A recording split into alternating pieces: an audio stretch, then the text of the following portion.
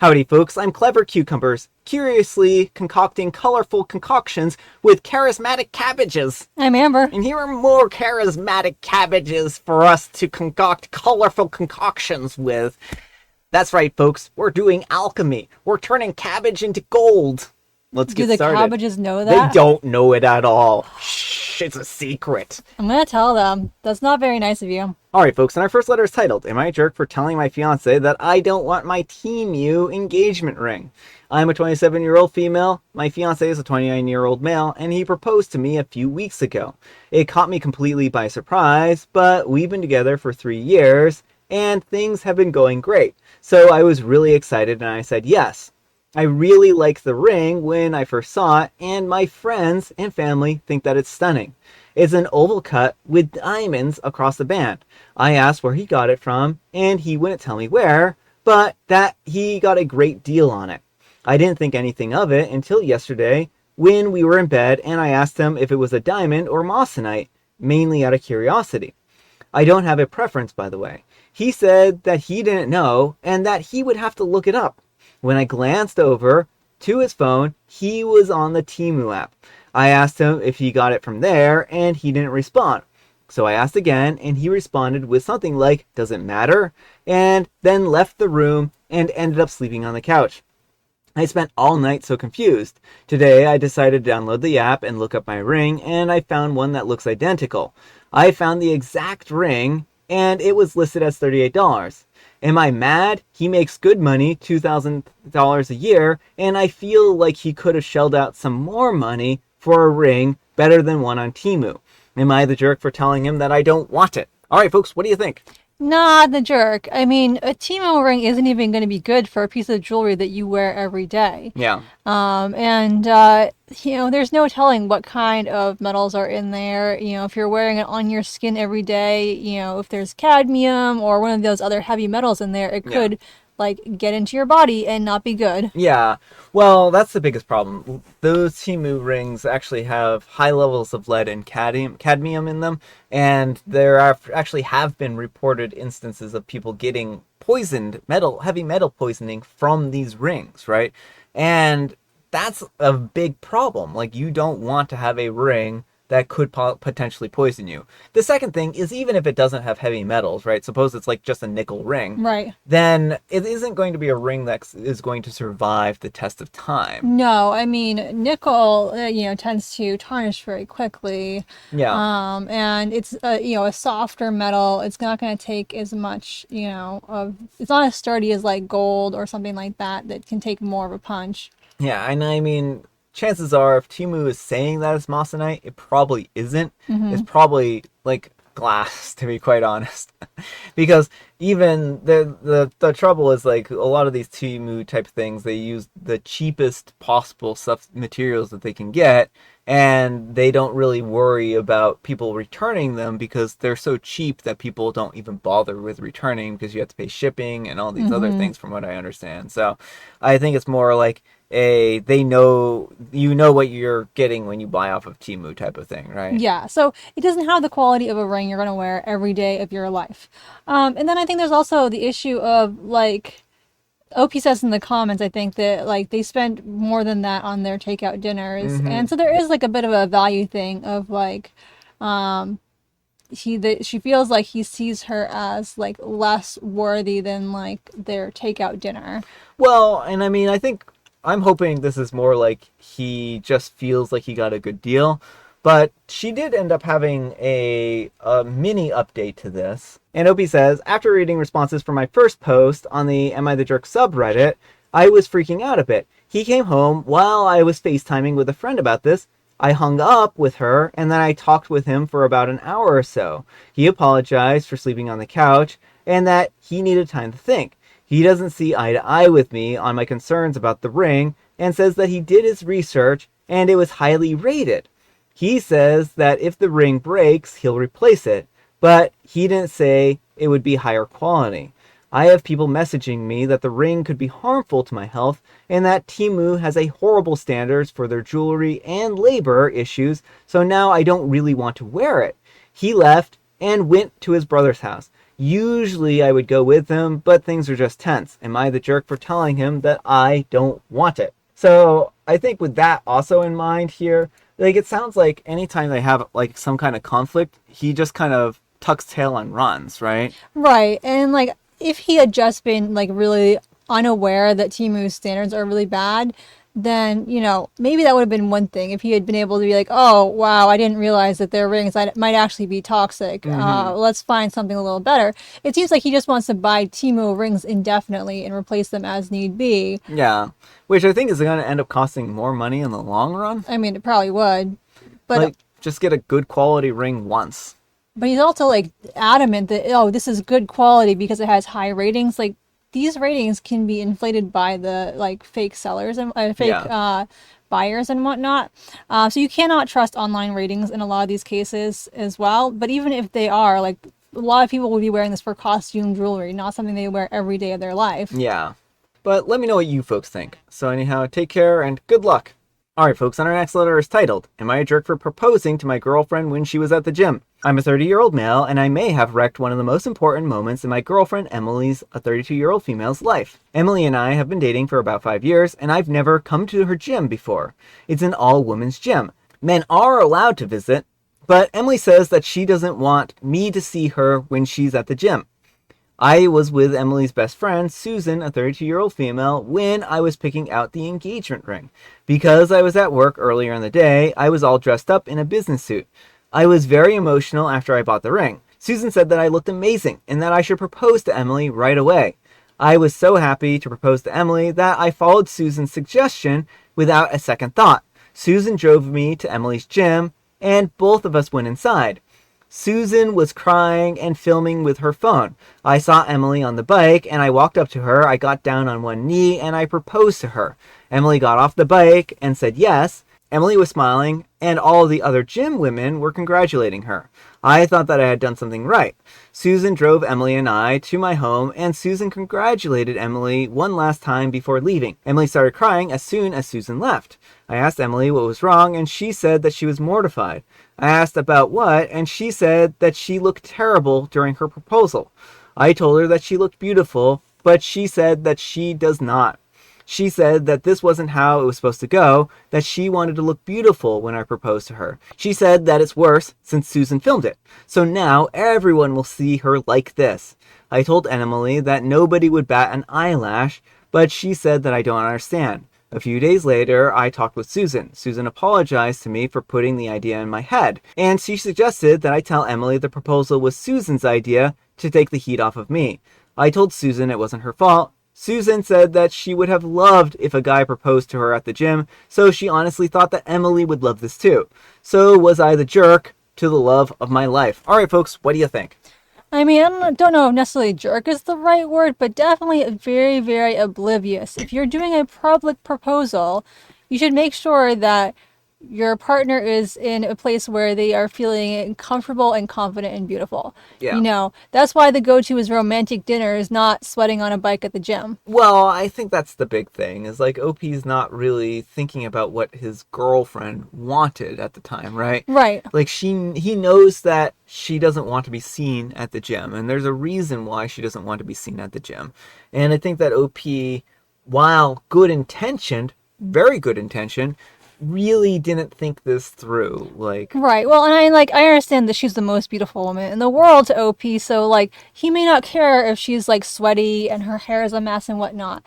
But you have to understand from her perspective, like I wouldn't, if I had just been working out, I wouldn't want like a video of me working out for everyone to see. Workouts aren't always pretty. If you're doing it right, it probably isn't very pretty.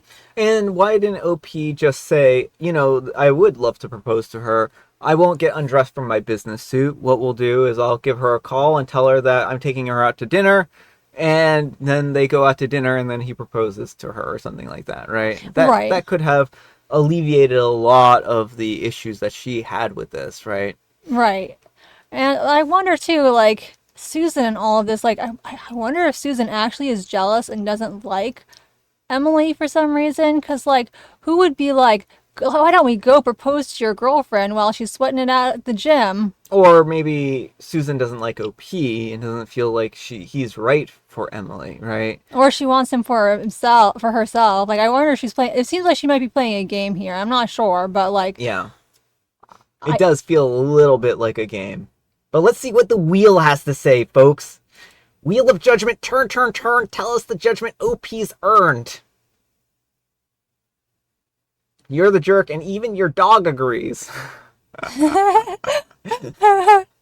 I mean, I do think OP is probably a little bit of the jerk in that he didn't realize, like, he's oblivious enough that he doesn't understand his girlfriend wouldn't want to be proposed to while she's sweaty and gross. Yeah, well, I think that's actually a really important thing. Is like he just didn't seem to like put himself in his girlfriend's shoes and say what would she like to have as a proposal.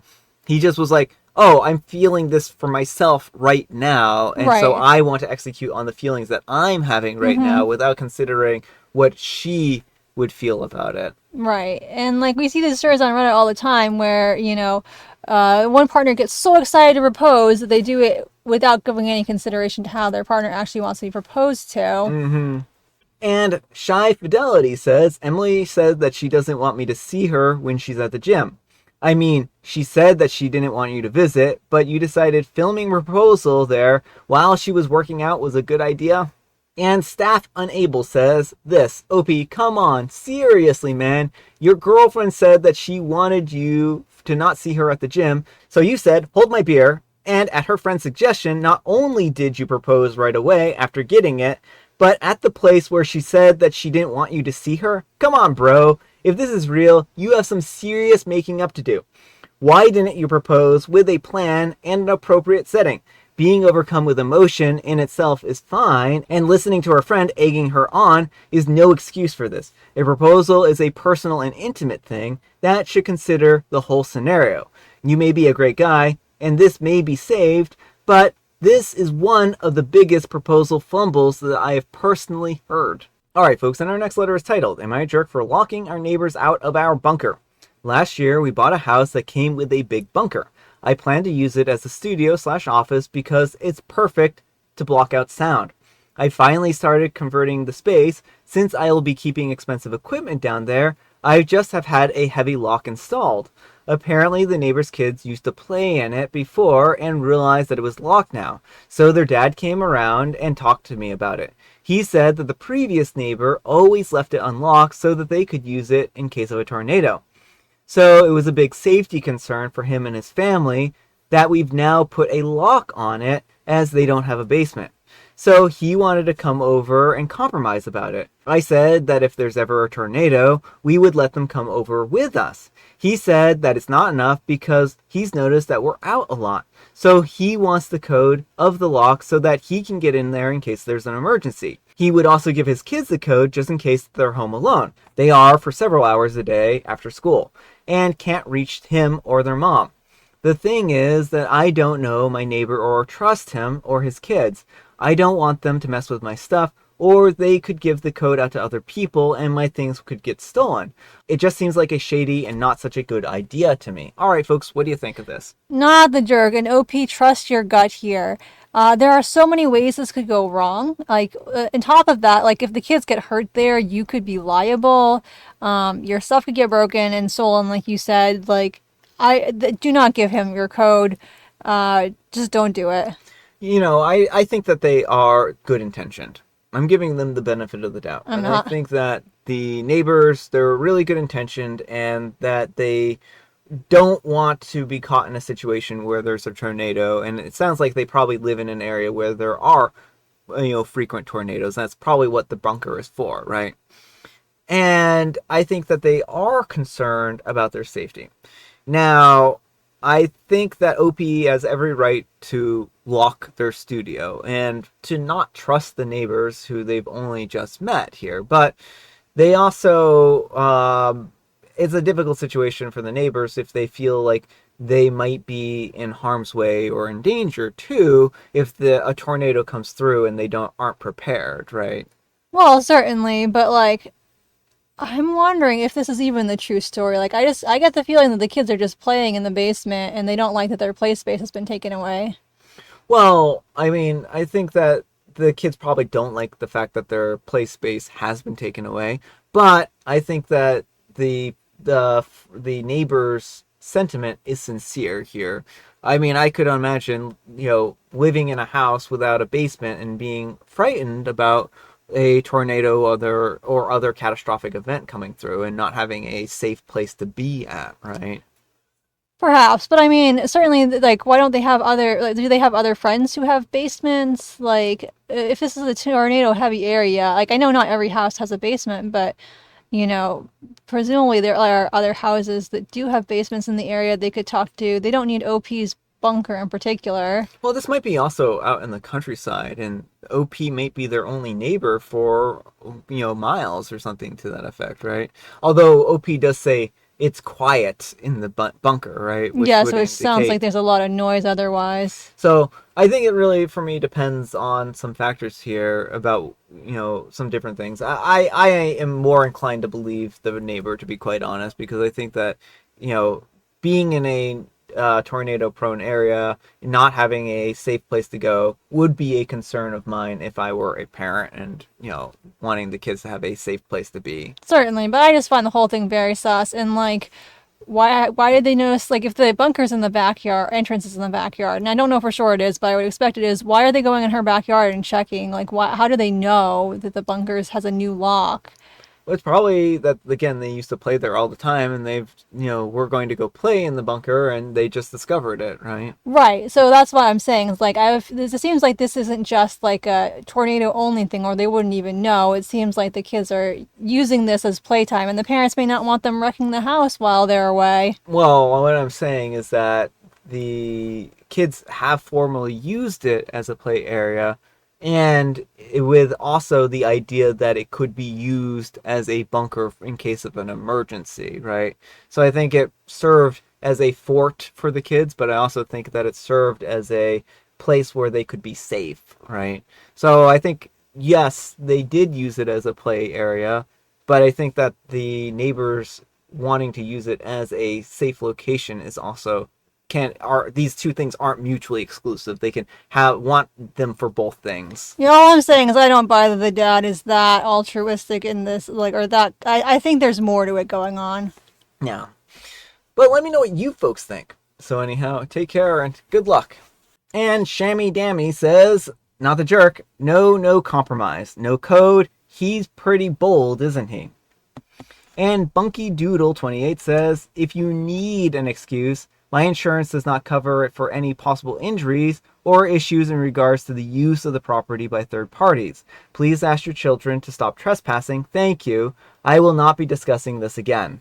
And Junket Puzzleheaded 42 says, as someone who owns a few properties, this is one of my favorite go-to excuses for not letting everyone and their friends borrow a cabin or condo for the weekend. He's an adult and he can dig his own bunker. What an entitled jerk. Alright folks, it is tea time. Grab your beverages of choice. I've got some tea right here, and Amber, she is a joke. Knock knock. Who is there? Oh shoot, I lost my page. Sorry, 1 second. Who? Oh shoot, I lost my page 1 second. Yeah, Who? let's start over again. Knock knock. Where's the punchline though? We're starting over. I was on the wrong page. Knock knock. I already answered the door. I messed myself up so bad. You're being so cooperative too. Knock knock. My name is Brand. I'm home alone. I should have just gone with the other one I had. Knock knock. Who's there? Nobel. Nobel prizes are not allowed in this house. We're a household of anti-scientists. No, we're not. We're both scientists. Knock knock. Who's there? Nobel. Noble who? There's no bell. That's why I had to knock. But there's no bowl. There's no bowl. So that's why you had to knock, because you didn't have the bowl to run down the door. And I have Mega Mint. Alright folks, that's all the time we have for today. Thank you so much for watching. Happy Manic Monday, folks. I hope your Monday is off to a great start. Amber, we need some kind of moral advice and or guidance, and please have it on proposals and engagement rings. If you're planning to make a lifelong commitment to someone, make sure to take their feelings into consideration when you plan your proposal and go ring shopping. Some good sound advice. Thanks so much for watching, and we'll see you all tomorrow. Bye!